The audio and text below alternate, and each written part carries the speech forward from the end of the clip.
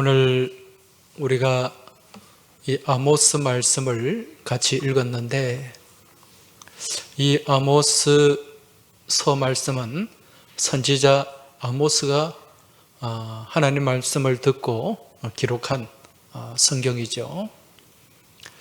이 아모스 선지자에게 별명이 있습니다. 여러분, 어떤 별명이 있습니까? 정의와 공의의 선지자, 이런 별명을 갖고 있습니다. 성경에 보면 많은 선지자들이 있어요. 근데 그 선지자들 대부분을 보면 출신이 제사장 가문들이 많습니다. 그런데 오늘 이 아모스 선지자는 그 출신 배경을 보면 목자라고 나와 있습니다. 들판에서 양을 치는 목자였어요. 어디서 목자 생활을 했는가? 드고아라고 하는 곳에서 목자 생활을 했습니다. 이 드고아라고 하는 지방은 이스라엘 전체 지도를 놓고 보면 북이스라엘과 남유다가 있는데, 이쪽 남유다, 예루살렘에서 한 20km 정도 남쪽으로 사해 근방에 있는 이 성읍이 드고아라고 하는 성읍입니다. 여기서 나고 자라서 목자 생활을 하다가 하나님의 부름을 받은 선지자가 바로 아모스 선지자죠. 이 아모스 선지자가 선지자 활동을 할 때가 시기적으로 남유다는 우시아라는 왕이 다스리던 때고, 북이스라엘은 여로보암이라는 왕이 다스리던 때입니다. 그런데 이 아모스는 남유다 출신이에요. 남유다 출신인데 하나님 말씀을 전하고 사역은 어디서 했는가? 북이스라엘에 가서 했어요. 오늘날 우리 시대로 한번 견주어 본다면 이 남한에서 나고 태어나고 또 신학 공부도 하고 목사가 되어가지고 사역은 어디 가서? 저 북한에 가서 거기서 선교하고 목회하는 그런 경우라고 할 수가 있습니다. 이 당시 아모스 선지자가 활동하던 시기가 여로보암 왕이라고 했습니다. 북이스라엘에는 여로보암이라고 하는 왕이 두 사람이 있어요. 한 사람은 누굽니까? 북이스라엘을 분립해서 시작한 왕이 여로보암, 이 사람을 여로보암 1세라고 합니다. 그리고 오늘 이 아모스서 말씀에 등장하는 여로보암, 이 사람은 여로보암 2세예요. 각각 다른 왕이라는 거죠. 이러한 여로보암 왕이 다스리던 때에 이 북이스라엘은 굉장히 경제적으로 풍요로웠습니다. 군사적으로도 강했고 경제적으로도 넉넉했어요. 나라가 부강했다는 얘기죠. 여러분, 이처럼 나라가 잘 살고 또 백성들의 살기가 편해지면 마음속에 어떤 생각이 듭니까? 좀 하나님 가까이 나아가기보다는 내 즐거움을 추구하고 내 만족을 추구하려고 하는 그런 마음들이 많이 생겨요. 그래서 죄와 가까워지게 된다는 거죠. 그리고 간절함이 사라지게 됩니다. 지금 이 북이스라엘, 이 시대가 그랬다는 거죠. 하나님과 거리가 점점 멀어지고 있었어요. 하나님 없어도 살만하다는 거죠. 그때 하나님이 이 백성들에게 이제 너희들 이렇게 살아서는 안 된다. 이렇게 살면 결국 망하게 된다. 이걸 말씀하면서 계속해서 선지자를 보내게 됩니다. 남쪽에 있는 선지자까지 북쪽으로 오게 해서 하나님 말씀을 전하게 했다는 거죠. 이 여로보암 2세 때 많은 선지자들이 등장해서 하나님 말씀을 전했는데, 그 대표적인 사람이 오늘 말씀을 기록한 아모스 선지자, 또 우리가 잘 아는 호세아 선지자, 그리고 요엘 선지자, 요나 선지자, 이런 많은 선지자들이 하나님 말씀을 전하고 또 그들에게 경고를 했습니다. 너희들 이렇게 살면 망한다. 근데 그 하나님의 전해지는 말씀을 제대로 들었을까요? 안 들었을까요? 안 들었어요. 귀를 기울이지 않았습니다. 그래서 하나님이 또 더 강한 방법으로 메시지를 주셨습니다. 사인을 주셨어요. 그게 뭔가 지진이었습니다. 그냥 지진이 아니에요. 강력한 지진이었습니다. 아모스서 1장 1절 말씀을 보면 유다왕 우시야 시대 곧 이스라엘 왕 요아스의 아들 여로보암의 시대 지진 전 2년에 두고와 목자 중 아모스가 이스라엘에 대하여 이상으로 받은 말씀이라 그렇게 말씀하고 있습니다. 여기 보니까 지진 전 2년이다. 이 큰 지진 많은 사람들에게 오랫동안 기억에 남아 있어요. 그래서 언제 지진이 일어났는데 그 지진 전, 후 이렇게 이제 나뉘어지는 거죠. 그래서 오늘 우리는 이 말씀을 통해서 이 말씀이 기록된 연대가 언제쯤인가 거의 정확하게 알 수가 있다는 거죠. 이 여로보암 2세가 41년 동안 나라를 다스렸어요. 그런데 이 여로보암 때 큰 지진이 있었는데 그때가 여로보암이 다스린 지 한 30년 정도 되는 그때쯤이었습니다. 연도로 따지면 주전 763년경입니다. 이때 하나님께서 강력한 지진으로 너희들 계속 이렇게 나아가면 이렇게 막 살아가면 죄악 가운데 거하면 망할 수밖에 없어. 이 사인을 주셨어요. 선지자들을 통해서 계속해서 하나님 말씀을 주셨습니다. 그래도 그 말씀에 귀를 기울이지 않았다는 거죠. 결국 어떻게 됩니까? 이 지진이 일어나고 41년 뒤에 북이스라엘이 어떻게 되었습니까? 주전 722년 어디에 망했습니까? 아수르 제국에 망했어요. 그렇게 망한 뒤에 뿔뿔이 다 흩어지게 됐죠. 그리고 아수르 제국이 또 다른 이방 민족을 이주시켜가지고 혼혈을 만들어버렸습니다. 그로 인해서 나라도 없어지고 민족도 사라지고 만 것입니다. 여러분, 하나님께서는요 수시로 우리에게 말씀을 주십니다. 하나님이 왜 우리에게 말씀을 주실까요? 죄와 가까워지지 말고 그 죄에서 벗어나서 하나님께로 돌아오라고 우리에게 말씀을 주십니다. 때로는 여러 가지 삶의 사건들을 통해서 경고하실 때도 있어요. 그때 우리는 어떻게 해야 됩니까? 그 사인에, 그 말씀에 귀를 기울이고 하나님께로 돌아가야 됩니다. 그래야 우리가 살 수 있는 줄 믿으시기 바랍니다. 지금 이 아모스서 말씀을 기록한 아모스 선지자 별명이 있다 그랬죠? 그 별명이 뭡니까? 정의와 공의의 선지자. 여러분, 성경을 보면 정의라는 말이 굉장히 많이 등장해요. 더불어서 공의라는 말도 많이 등장합니다. 우리도 평소 살아가면서 이 정의와 공의에 대한 이야기를 할 때가 많이 있습니다. 저 사람은 정의롭지 못해. 저 사람은 정의로운 사람이야. 교회가 정의로워야지. 우리는 순간순간 이 정의를 외칩니다.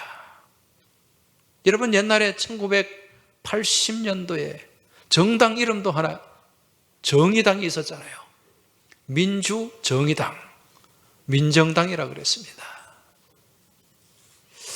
이러한 정의, 이 공의, 여러분 이게 뭘까요? 인류는 오랜 역사를 거쳐서 고대 시대부터 이 정의에 대해서 생각하고 정의에 대해서 논해왔습니다. 고대 시대부터 많은 철학자들이 이 정의에 대해서 나름의 또 정의를 하곤 했었습니다.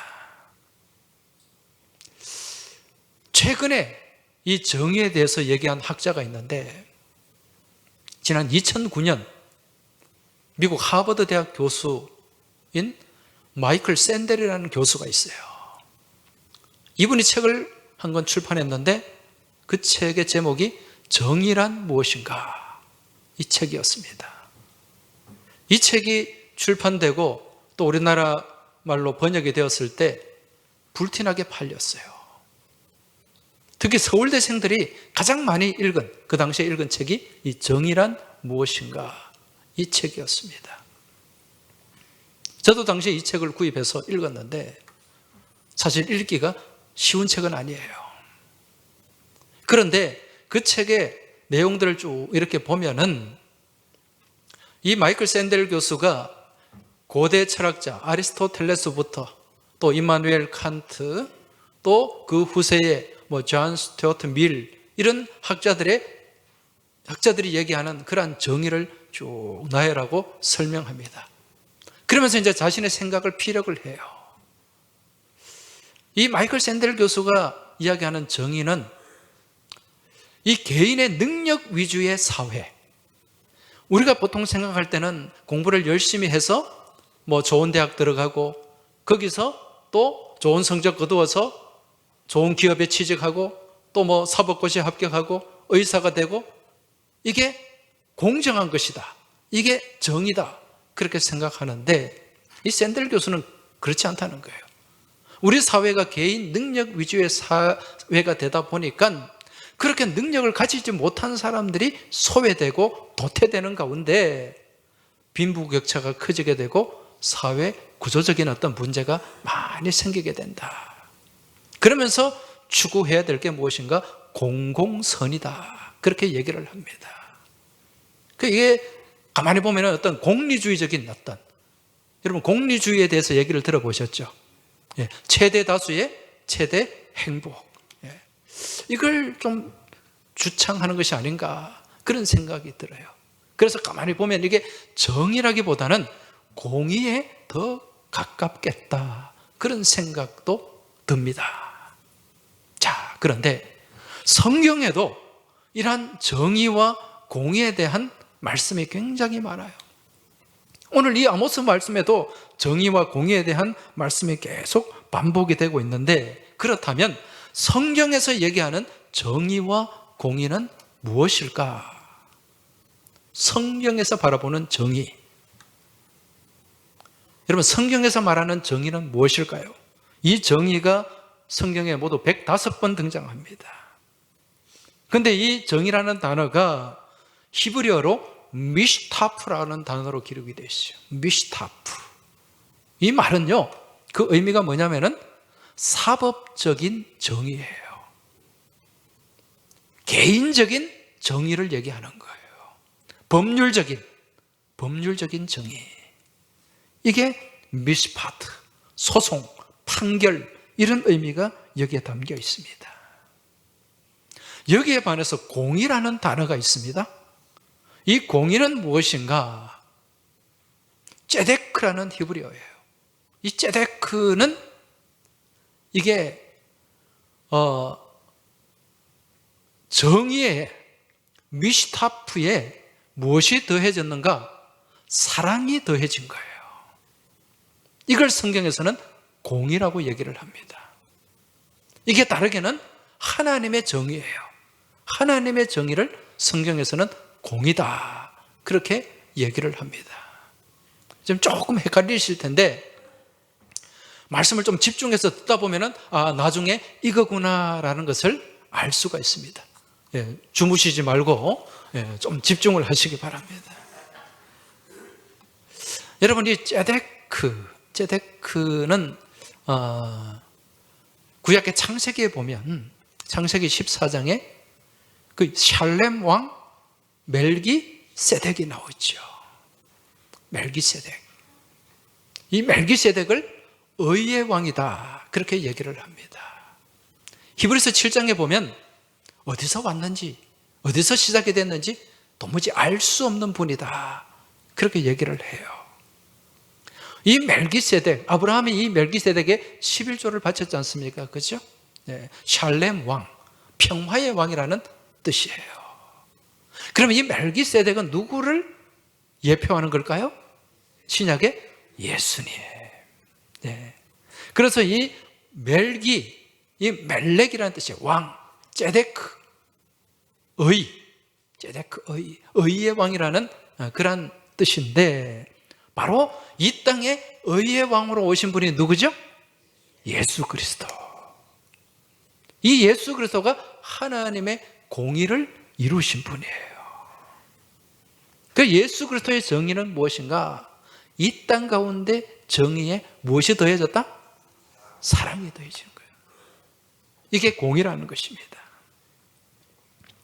여러분, 이 땅이 평화롭고 사람이 살만한 곳이 되기 위해서는 무엇이 넘쳐야 될까요? 정의가 넘쳐야 될까요? 공의가 넘쳐야 될까요? 공의죠. 정의는요, 각자 정의의 그 생각이 달라요. 기준이 달라요. 사람마다 다르고 나라마다 달라요. 여러분, 두 나라가 전쟁이 일어났습니다. 서로 각자 무엇을 가지고 싸웁니까? 정의를 가지고 싸워요. 러시아나 우크라이나나 각자 정의가 있어요. 러시아는 저기 우크라이나 그 네오나치를 저기 다 색출해서 없애버려야 된다. 나름의 정의입니다. 그런데 우크라이나 입장에서는 아니 우리가 평화롭게 살고 있는데 저들이 뭔데 들어와서 우리를 짓밟는 거야. 저들을 물리쳐야 된다. 이게 정의라는 거예요. 개인 간의 싸움과 분쟁도 마찬가지입니다. 이쪽 두 사람이 싸우는데 이쪽 얘기를 들어보고 이쪽 얘기를 들어보면 다 나름의 뭐가 있습니까? 정의가 있어요. 네. 다 나름 옳다는 거예요. 옳다는 거예요. 그래서 이 정의, 이 미시파트를 가지고는 계속 평행선을 걷습니다. 이 정의로는 답이 없어요. 이 정의만 앞세우면 무엇이 끝나지 않는다? 다툼과 분쟁이 끝나지 않는 거예요. 그런데 평화가 자리 잡기 위해서는 무엇이 있어야 된다? 공의가 있어야 된다. 여러분, 지금 우크라이나, 러시아 전쟁이 2년째 지금 이어지고 있어요. 또 지난 10월 7일 날 어디서 또 전쟁이 시작이 되었습니까? 중동 이 팔레스타인, 이스라엘 땅에서 팔레스타인 하마스와 이스라엘이 지금 전쟁이 시작이 되었어요. 오늘 우리 신장로님 기도도 하셨습니다만은 이게 세계 전쟁으로 지금 확산될 위험도 있습니다. 지난 10월 7일 날 이 팔레스타인 하마스가 기습 공격을 했잖아요. 유대인들의 명절인 초막절에 그 키부츠 농장에서 젊은이들이 막 음악 축제를 하는데 그냥 막 글라이더를 타고 와가지고 학살을 해버렸습니다. 수백 명이 죽고 수백 명이 포로로 잡혀갔습니다. 또 여기 이스라엘은 지금 여기에 분노, 적개심을 가지고 지금까지 이스라엘은 당한 것 10배 이상을 갚아줬어요. 지금 이 팔레스타인 가자 지구를 사막으로 만들어버리겠다. 그렇게 얘기를 합니다. 지금 이스라엘은 큰 충격을 받았어요. 지금까지 이스라엘이 건국하고 1차, 2차, 3차, 4차 중동 전쟁을 했는데 이렇게 많은 민간인이 죽은 적이 없었거든요. 지금 엄청난 이 민족 전체가 큰 분노를 안고 있습니다. 자, 이렇게 전쟁이 시작되니까 이스라엘을 중심으로 미국과 영국과 프랑스, 일본, 독일까지 이스라엘을 지지합니다. 또 이쪽 팔레스타인 하마스는 이란을 중심으로 아랍 국가들과 또 소련, 러시아와 중국 이런 나라들이 또 여기를 지지해요. 여러분, 지금 이스라엘과 하마스 지금 세계가 양분되어 있는데 여러분 지금 이 양쪽이 어느 쪽이 더 정의로울까요? 여러분은 어디가 더 정의롭다고 생각하십니까? 지금 우리나라에도 이스라엘을 지지하는 목소리도 있고 하마스를 지지하는 목소리도 있어요. 어디가 더 정의로운가? 판단하기가 쉽지 않습니다. 그럼 왜 이들은 지금 이렇게 싸우는 걸까요? 왜 이처럼 수차례 분쟁을 하면서 이렇게 전쟁을 하는 겁니까? 우리가 이 역사를 알아야 됩니다. 이 팔레스타인의 역사를 알아야 돼요. 보통 사람들은 그렇게 생각합니다. 이 팔레스타인 민족들이 평화롭게 살고 있는데 갑자기 이스라엘이 그냥 와가지고 내 땅이다, 내 나라. 그래서 지금 차지해서 무단 점령하고 살고 있다. 그렇게 생각하는데 사실 역사를 보면 그렇지는 않습니다. 원래 이 팔레스타인 땅은 누구의 땅이었어요? 이스라엘의 땅이었죠. 유대민족의 땅이었습니다. 언제부터? 아브라함 때부터. 주전 2000년부터 주전 1세기까지 2000년 동안 이 땅, 그들은 가나안 땅이라고 불렀어요. 그런데 언제 이 땅을 빼앗기게 됩니까? 물론 바벨론 포로 시절도 있었습니다만은 본격적으로 이스라엘이 완전히 속국으로 또 이렇게 지배받게 된 게 로마의 압제예요. 주전 66년에 로마의 황제 폼페우스, 로마의 장군 폼페우스 장군이 이 유대 땅을 완전히 점령했고 그때부터 이제 속국이 되었어요. 물론 예수님 당시도 마찬가지였죠. 그때 로마의 총독 빌라도가 있었고 또 의용왕 헤롯이 있었어요. 그런데 로마는 이 유대민족의 특성을 알기 때문에 굉장히 다른 나라들보다 특혜를 베풀어 줬습니다. 그래서 다른 나라에 없는 분봉왕도 세웠어요. 그 분봉왕이 무슨 가문입니까? 헤롯 가문이었어요. 그리고 성전, 무너진 성전도 새로 크게 지어졌어요. 그런데 이 유대민족들은요, 이 다른 민족과는 달리 굉장히 자존심도 강하고 또 어떤 민족성도 이게 강하게 결집되는 그런 민족성이 있어요. 그래서 여러 차례 로마에 항거하고 반란을 일으키게 됩니다. 그때가 언제인가? 주후 66년입니다. 주후 66년에 1차 유대 독립전쟁이 일어나게 돼요. 그때 많은 유대인들이 죽었습니다. 로마 군인들에게 60만 이상이 죽었어요.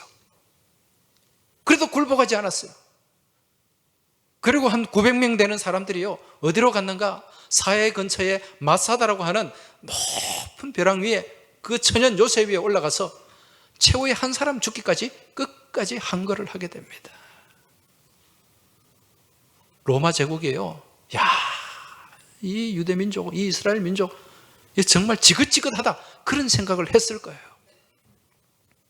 그러다가 또 시간이 지나고 난 뒤에 주후 115년, AD 115년경에 또 2차 봉기가 발생해요. 그때도 로마가 굉장히 타격을 받았습니다. 또 그래서 잠재워 놨는데 3차 독립전쟁이 또 일어나요. 그때가 언제인가? AD 132년. 1차, 2차, 3차. 그리고 소소한 분쟁들이 계속 일어나는 거예요. 야, 이거 안 되겠다. 이 사람들 여기 같이 살게 해서는 안 되겠다. 그때 이 로마 황제가 누구였냐면 로마의 하드리아누스라는 황제였어요.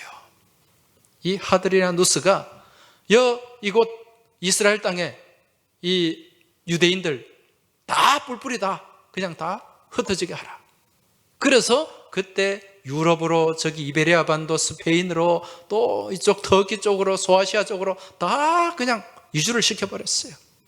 그리고 여기 이 이스라엘 땅에는 누구를?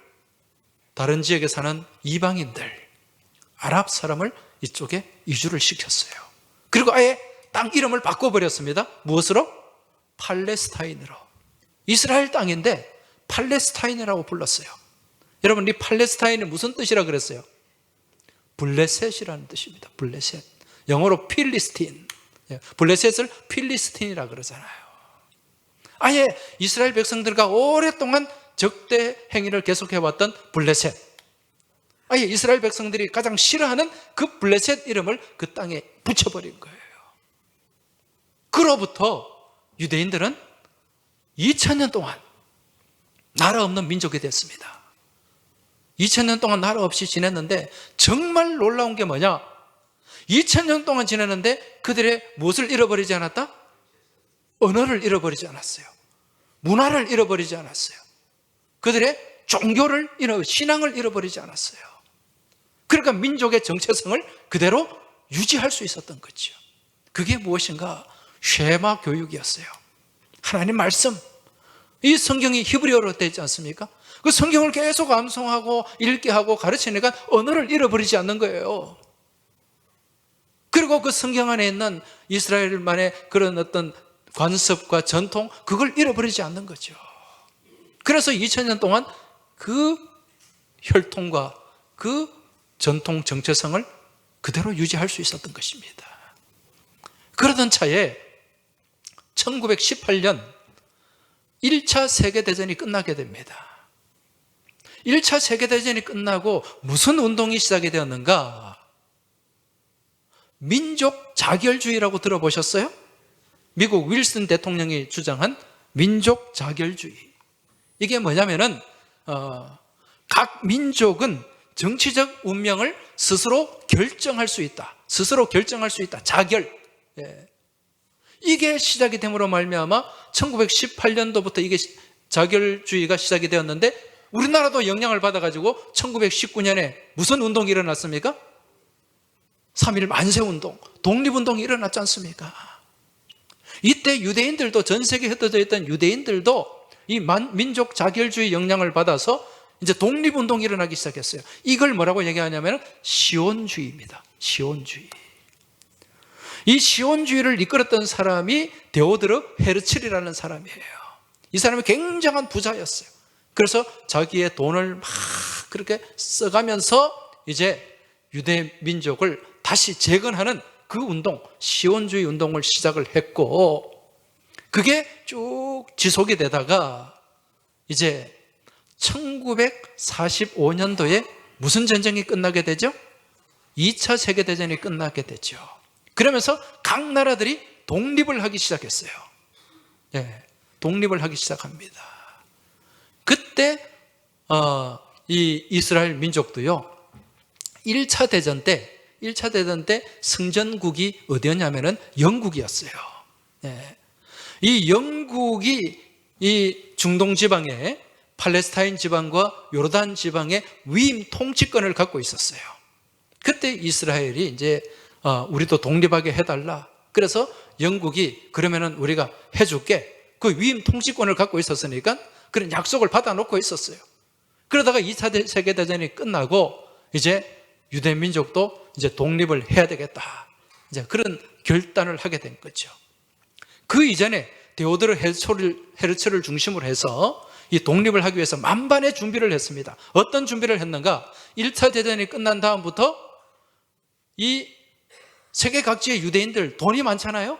돈을 많이 모은 유대인들이 팔레스타인에 땅을 사기 시작했습니다. 땅을 사기. 그렇게 해서 2차 대전 끝날 때까지 몇만 명이 거기에 팔레스타인에 땅을 샀냐면은 50만 명, 60만 명 가까이 거기에 땅을 샀어요. 그 팔레스타인 땅 대부분을 산 거예요, 거기. 근데 그래도 나라는 없잖아요. 그 2차 대전이 끝나고 난 뒤에 이제 우리가 잘 아는 이스라엘의 초대 총리 벤 구리온이라는 총리가 있어요. 이스라엘 공항 이름이 뭐죠? 텔아비브의 벤 구리온 공항이잖아요. 이 사람이 초대 총리가 되면서 독립선언을 하게 됩니다. 그때가 언제인가? 1948년 5월 14일. 우리나라도 건국을 1948년도 했잖아요. 그죠? 5월 14일 날 이스라엘이 독립선언을 하니까 그 가만히 아랍 사람들이 보고 있었겠어요? 안 돼! 무슨 독립이야? 말도 안 돼! 그러면서 5월 14일 날 독립선언을 하고 5월 15일 날 전쟁이 일어났어요. 아랍연합이 이집트를 중심으로 해서 레바논, 시리아 이 나라들이 하나가 되어가지고 전쟁을 일으켰는데 이게 1차 중동 전쟁입니다. 이게 1948년부터 49년까지 10개월가량 이 전쟁이 계속 진행이 되었고 여기서 누가 이겼을까요? 이스라엘이 이겼죠. 말도 안 되는 전력이었는데 중동 아랍연합이 패했어요. 그래서 이스라엘이 국제적으로 독립을 승인받게 되고 나라가 된 거예요. 그 이스라엘의 입장에서 볼 때는 자기들이 정당성이 있습니까? 없습니까? 있죠. 근데 팔레스타인의 입장에서는 어떻습니까? 우리가 살던 상 지들이 야금야금 사기 시작하더니 나라를 만들어 버렸단 말이에요. 팔레스타인 입장에서 볼 때도 이거는 나라를 빼앗긴 거나 마찬가지죠. 그들의 입장에서 볼 때는 무단 점령입니다. 그래서 서로 갈등이 있는 거예요, 지금. 여러분, 이스라엘의 입장에서 볼 때는 이스라엘 나라가 자기가 정의로운 거예요. 그런데 팔레스타인의 입장에서 볼 때는 어떻습니까? 팔레스타인 자신들이 정의로운 거죠. 이거 서로 원수가 되는 거예요. 그래서 끝없는 분쟁이, 전쟁도 1차 중동전쟁, 2차, 3차, 4차 중동전쟁까지 계속해서 이어졌고, 거기서 또 이스라엘이 대부분 이겼어요. 그러면서 지금까지 분쟁의 역사가 계속해서 이어오고 있다는 것입니다. 여러분, 누가 옳죠? 이스라엘이 옳습니까? 팔레스타인이 옳습니까? 누가 옳다고 얘기할 수 없어요. 다 각각 민족적인 상황과 배경이 있기 때문에 이스라엘의 입장에서 볼 때는 이스라엘이 옳아요. 이게 이스라엘의 정의예요. 근데 팔레스타인의 입장에서는 팔레스타인이 옳아요. 이건 팔레스타인의 정의예요. 근데 이번에는 확실히 하마스가 잘못했어요. 그렇게 민간인들, 아무 대비 없는 사람들을 그렇게 학살하는 것, 이건 정의가 아니거든요. 그런데 여러분, 이러한 각자의 정의를 앞세우다 보면 이건 끝없는 평행선을 달려가게 됩니다. 앞으로 또 어떤 더 심각한 문제, 더 아픈 일들이 일어날지 모른다는 얘기입니다. 그렇다면 이러한 비참한 전쟁이 종식되고 여기에 평화가 자리 잡기 위해서는 여기에 무엇이 자리 잡아야 된다? 그들이 각각 주장하는 정의가 아니라 무엇이? 공의가 자리 잡아야 돼요. 여러분, 이 이스라엘 백성들이 지금 믿고 있는 유대교, 거기에는 정의는 있지만은 공의는 없어요. 여러분, 하나님의 공의는 누구로부터 시작이 됩니까? 이 땅에 오신 예수 그리스도. 그 정의에 무엇이 들어가야 된다? 사랑이 들어가야 된다. 여러분, 사법적인 정의는 한계가 있습니다. 그러나 하나님 사랑 안에 펼쳐지는 이 공의는 모든 것을 수용하고 모든 것을 덮어주고 모든 것을 하나로 묶어주는 능력이 있는 줄 믿으시기 바랍니다. 세상의 관점에서 정의는요, 똑똑하고 강하고 잘난 사람이 이기는 것이 정의예요. 그러나 하나님의 공의는, 하나님의 정의, 공의는요, 약한 자를 배려하고 부족하고 어려운 사람들의 손을 펼쳐서 도움을 주고 기다리는 가운데 함께 손잡고 나아가는 것, 이게 바로 하나님의 정의요 공의인 줄 믿고 깨달으시기 바랍니다. 여러분, 두 사람이 100m 달리기를 해요. 여러 사람이 100m 달리기를 해서 금메달은 누구한테 줍니까? 1등으로 돌아온 사람한테 금메달을 줍니다. 이게 뭡니까? 공정이요 정의예요. 이게 어디의 정의다?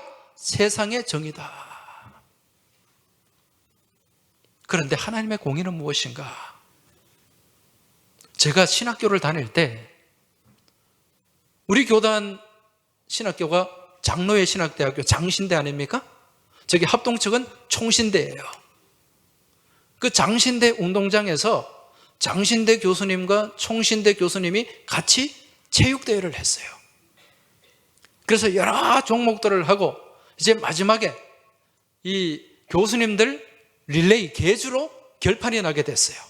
뭐 서로 이기기도 하고 지기도 하고 이제 이 400계주에서 이겨야 이제 어느 쪽이 우승하느냐 결론이 나게 되어 있었습니다.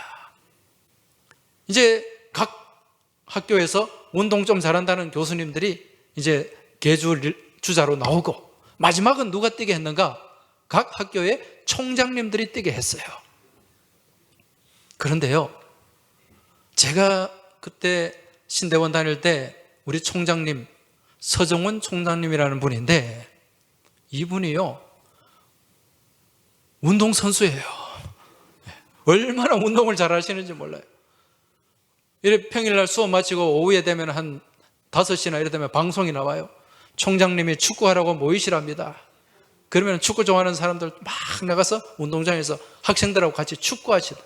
뭐 일주일에 몇 번씩 축구한 총장님이에요. 그 얼마나 달리기를 잘하겠어요. 그래서 마지막에 400 계주를 했는데 이제 교수님들이 비슷비슷하게 일을 했는데 마지막에 총장님 차례가 되니까 이분이 얼마나 날랜지 거의 한 반바퀴 정도 차이가 났어요.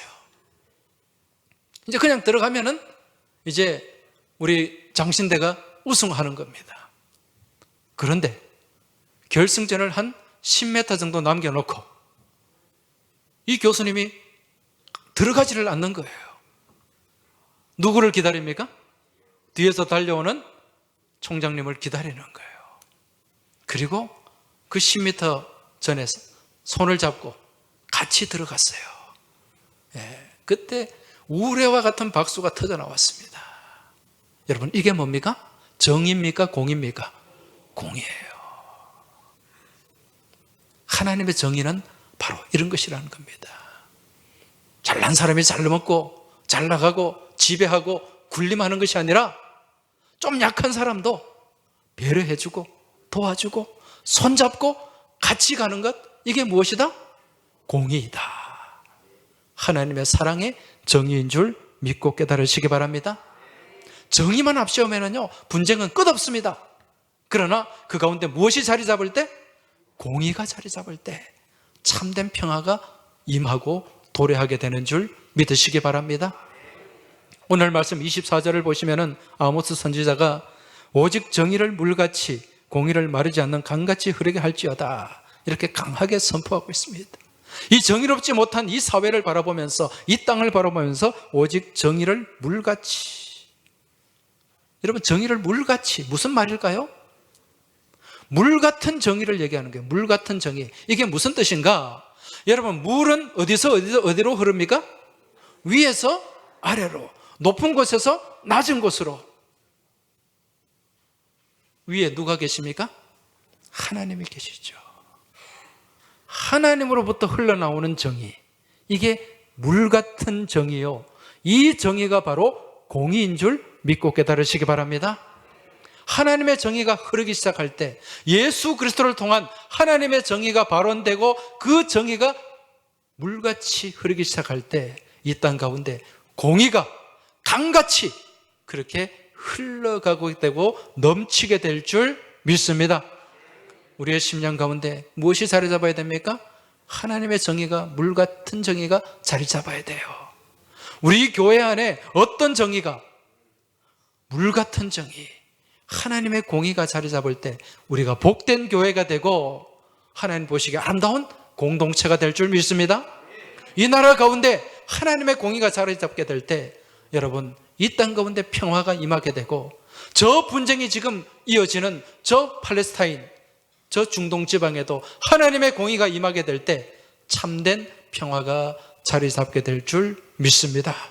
그 하나님의 공의는 누구라고요? 바로 예수 그리스도의 의, 예수의 공의인 줄 믿으시기 바랍니다. 이제 같이 우리 예수 하나님의 공의 같이 찬송하며 우리가 살펴본 말씀을 묵상하며 또 하나님께 영광을 돌리겠습니다.